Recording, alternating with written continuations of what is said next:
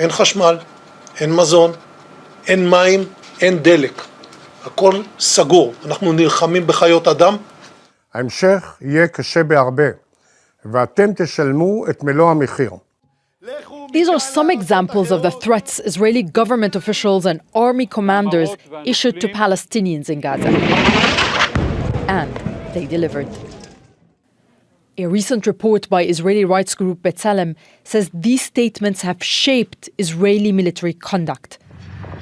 Phrases such as, "There are no innocents in Gaza," have become part of the military doctrine soldiers deployed in the Strip say.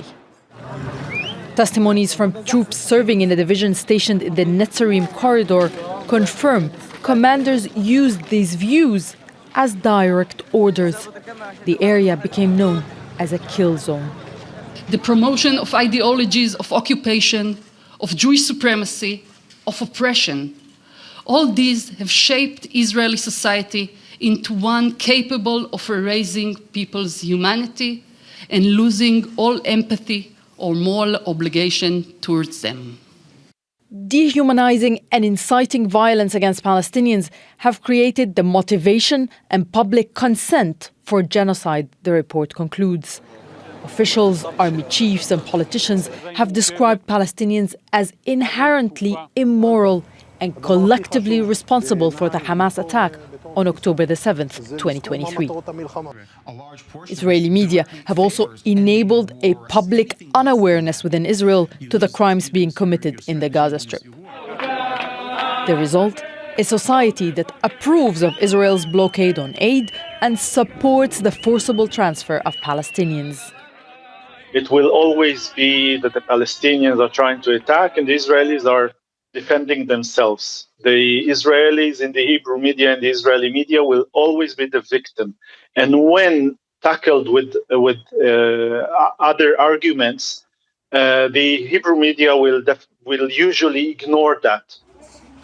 Although mostly used to refer to Palestinians in Gaza, the term bloodthirsty enemy population has also been used to describe Palestinians living in Israel and the occupied West Bank. They are preparing to annex the West Bank.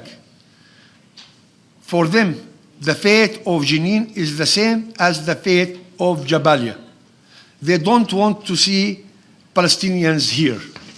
BTselem says genocide is a deliberate and escalating process, starting with Israel's settler colonial patterns and imposing a system of apartheid to framing Palestinians as an existential threat, resulting in genocide. Nida Ibrahim, Al Jazeera. Now, BTselem's report marks the first time Israeli organizations have described the war in Gaza as a genocide. And we've been wanting to talk about this with Raz Siegel, who joins us now. Sir, you're Associate Professor of Holocaust and Genocide Studies. You're also an endowed professor in the study of modern genocide at Stockton University. You're joining us from Philadelphia today. We had some audio issues earlier. Thank you for your patience.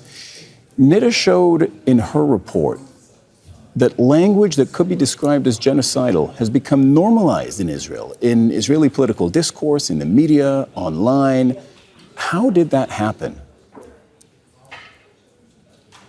Well, thank you for having me today. Well, this happened because, of course, dehumanization of Palestinians in Israeli politics and society predates October 2023. And it's very deep in Israeli society and politics.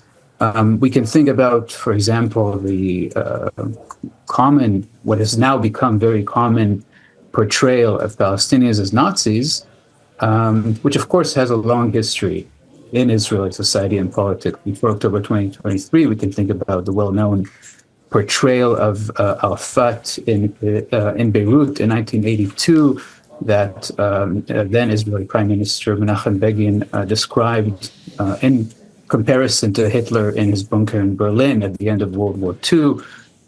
We can think about, of course, the falsehood that Netanyahu, Israeli Prime Minister Benjamin Netanyahu, spread about the Jerusalem Mufti Chaim al-Husseini as the person who drove Hitler to decide on the final solution as the destruction of all Jews within German reach during the Holocaust, and many other examples. So dehumanization of Palestinians in Israeli politics and society, the idea that Palestinians actually don't exist as a people, the idea that Palestinians are less than human, the idea that Palestinians are not worthy of rights, that they don't belong on the land, all these things that are rooted, of course, in Israeli settler colonialism, and this really the basic structure of the Israeli state and society are very deep, well before October 2023. And that's why we saw the explosion of all of that right immediately after the Hamas attack on Israel on the 7th of October 2023.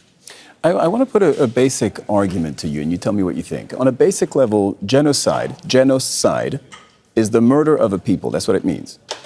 Now, when you kill many people... No. Oh, sorry, go ahead then.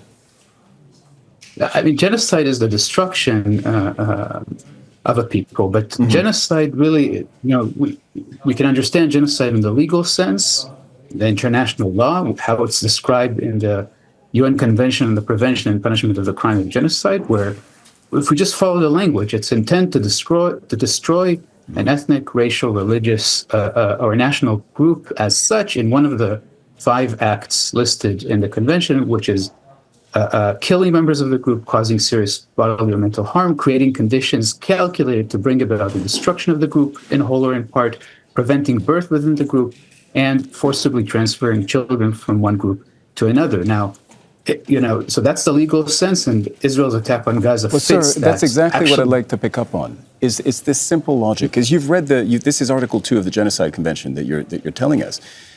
When you kill many people as part of a group, when you destroy everything they have and you take most of their land, I think most lay people who haven't read the Genocide Convention would say you're well on your way to committing a genocide. What part of that logic would Israelis refute? Look, I don't, I think this is a misguided question, I have to say. Okay. Right? No, I mean, Israelis, the perspective of Israelis is that, as I just mentioned, Israeli Jews, is that Palestinians don't actually exist as a people, right?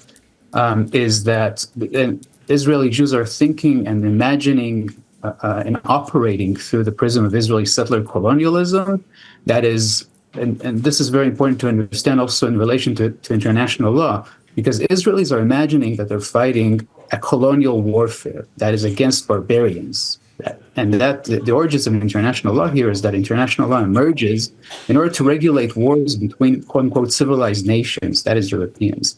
It was never meant to apply to putting down basically the uprisings of colonized people under colonial oppression and occupation. And that's how Israeli Jews are imagining what they're doing. That's why they invoke the right to self-defense, for example, which is, again, in the frame of settler colonialism. It makes sense to them. In international law, it makes no sense whatsoever, because states do not have a right to self-defense in occupied territory. Point. There's no interpretation here, right? The Gaza Strip is an integral part of Israeli military occupied territory with the West Bank and East Jerusalem, right? Even after the Israeli pulling out its forces from the Gaza Strip, but continuing to control all the land, sea, and air borders, right? And of course, the siege on Gaza for 16 years before October 2023, the longest siege in modern history. So it's occupied territory. There is no right to self-defense, right?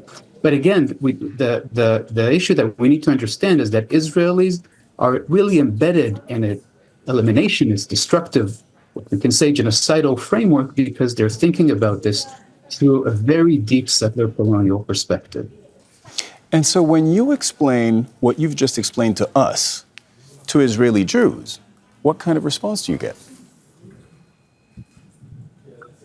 Well, I mean, we've all seen the surveys about Israeli society, where genocidal discourse, genocidal images, the celebration of mass killings, including of children in Gaza, has been sadly and terribly widespread among Israeli Jews immediately after 7th of October, 2023.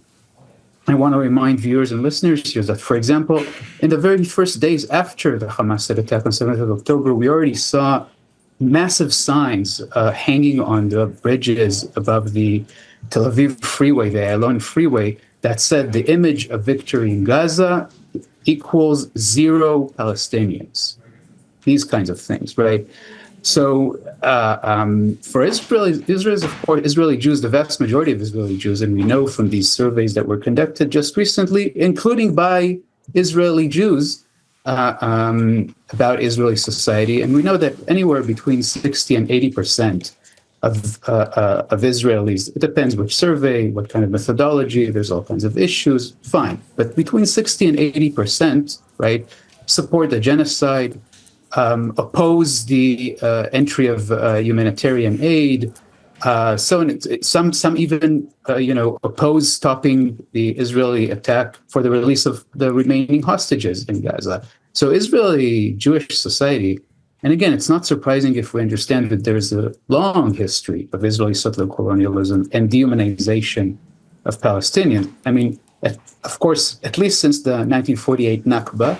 But if we think about Zionist settler colonialism, this predates the 1948 Nakba.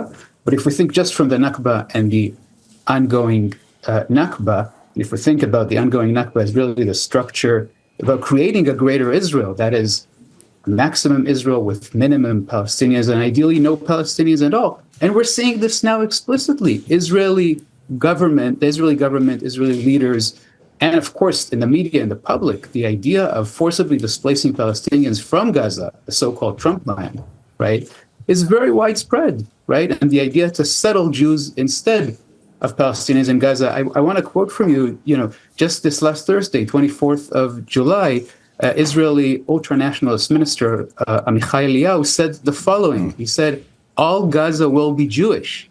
The government is pushing for Gaza being wiped out. So he's telling us that this is not just his musing, it's the government is pushing for Gaza being wiped out. Thank God we are wiping out this evil. We are pushing the population that has been educated on Mein Kampf. So, of course, eventually also we have the dehumanization of Palestinians as Nazis here as well. This is not just in the heat of the moment after October 2023. This is 22 months into this horrific genocide that we all see on our screens. Israeli Jews, for the vast majority of them, live in a completely different universe. Yeah, we were actually reporting on the minister's words earlier in this very program. Raz Siegel, Associate Professor of Holocaust and Genocide Studies. Thank you very much for joining us on the Al Jazeera NewsHour.